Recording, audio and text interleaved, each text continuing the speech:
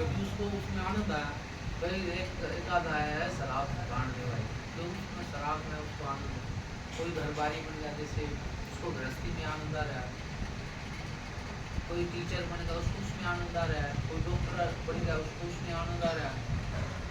ये अपने आनंद के मारे आई बात सुनिए उस आनंद, लेकिन इनमें जो ये आनंद वो सुख ढूंढना चाहता है वो इनमें नहीं है। वो आनंद वो सुख वो अलग है। क्योंकि जिन चीजों की आप आनंद को ढूंढ रहे हो ना, सुख को ढूंढ रहे हो, वो दुख का कारण हो सकता है। आज मान लो कोई काम आप कर रहे हो, बड़े राजी होकर कर रहे हो, आप भी करने वाले वही तन वही मन, थोड़े दिन में उससे दुखी हो गए। वही करने वाला वही मन है, हो गए ना दुखी। लेकिन वो काम ऐसा है उसमें सदा आनंद है, आप रहेगा कभी भी पहला आनंद के लुटा जानने भाई सतगुरु के दरबार। तू खाक छाणता बदले इस दुनिया की बेकार में, धन में सुख ढूंढने वालों तुम धनवानों से पूछ लो, ये चैन नहीं मिलता है पल भर भी कार व्यवहार में। उठी बंगले कारों की भाई कभी ना जिसके पास में, वह भी यूं कहते हैं हम बहुत दुखी संसार में। और क्या बाप चाचा ताऊ कुटुंब कबीला कितना बड़ा परिवार है, मैं देखा रोज कचहरी भाई आपस की तकरार। कोई माने भाई धन में सुख है, धन में भी नहीं है। कोई नु माना कोठी बंगले कारा में सुख है, इसमें भी नहीं है। कोई नु माना भाई बड़ा कुंबा बना ले, बहुत ज्यादा लास्ट में क्या है, ना सुख है इस गृहस्थी में। माता जी क्या बताया कि ना सुख है इस गृहस्थी में, ना सुख वन में जाएगा, कर कोई सोच बेकार सुख है।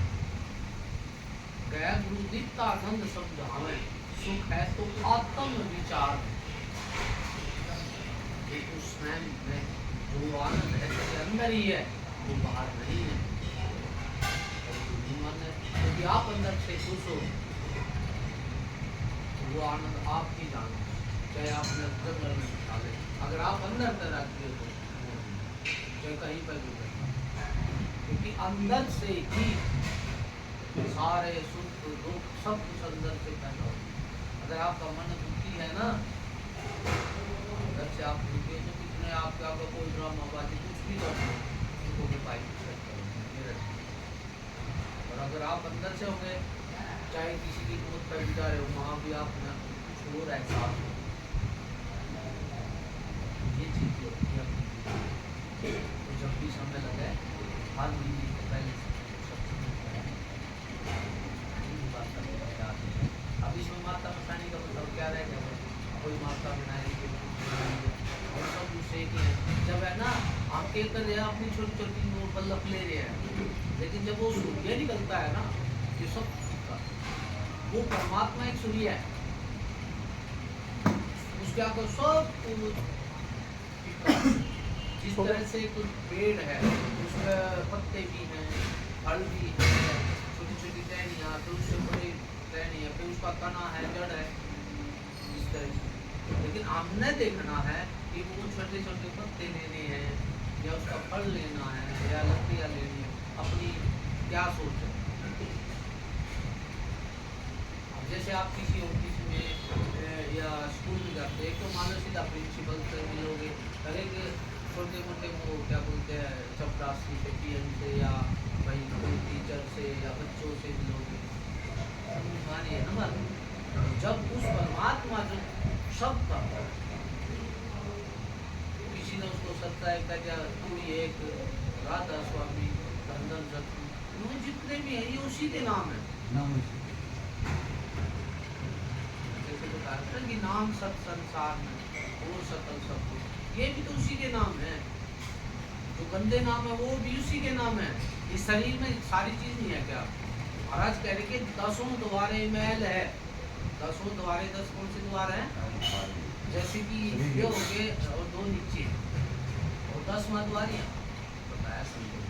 ये 10 द्वारे महल है सब गंदम गंदा, काना में आँखा में दीद, नाक में लाड़, बाथरूम ले है ना, पसीना रो से पसीना गंदगी निकलती।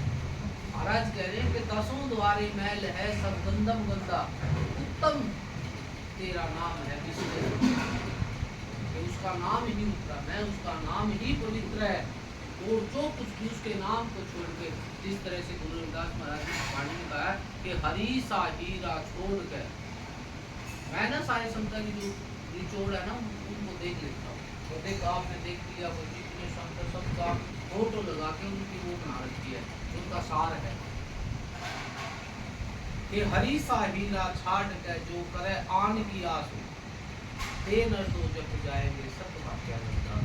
यानी कि एक परमात्मा के नाम रूपी हीरे को छोड़ कर जो किसी भी चीज की आस करेंगे, किसी भी चीज की, वो सीधे आप अपने अंदर ये झांक कर देख लो हमारी चाहत क्या क्या है।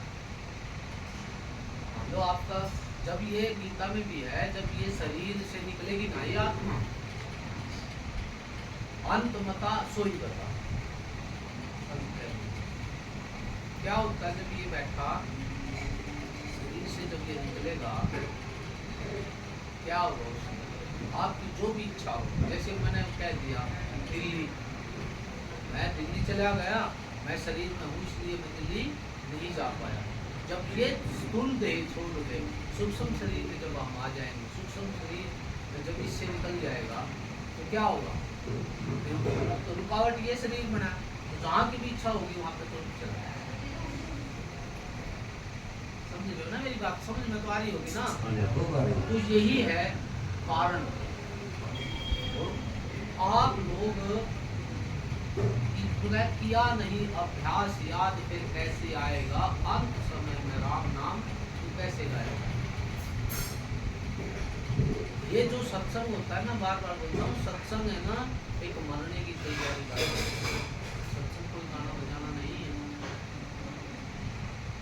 ये वाणियाँ होती हैं, ये कहती है कि भाई तू यहाँ का नहीं है, तू यहाँ से चलने की तैयारी कर। और शरीर रहते रहते जिसने, अब आपने पता है कि हमने द्वार जाना है, अगर आपने पता ही नहीं जाओगे कहाँ? अरे आपने कहा अब तो आपका कोई ठिकाना बना दिया आपने, और आपका जब ठिकाना ही नहीं होगा तो कहाँ जाओगे? वह कहाँ से आया कहाँ जाएगा, तन छूटे मन कहाँ समाएगा। तू कहाँ से आया है, कहाँ तू चला जाएगा? जब ये तन छूटेगा फिर कहाँ जाएगा? कहाँ से आया कहाँ जाएगा, तन छूटे मन कहाँ समाएगा। आखिर तुझको कौन कहेगा गुरु बिन आत्म ज्ञान।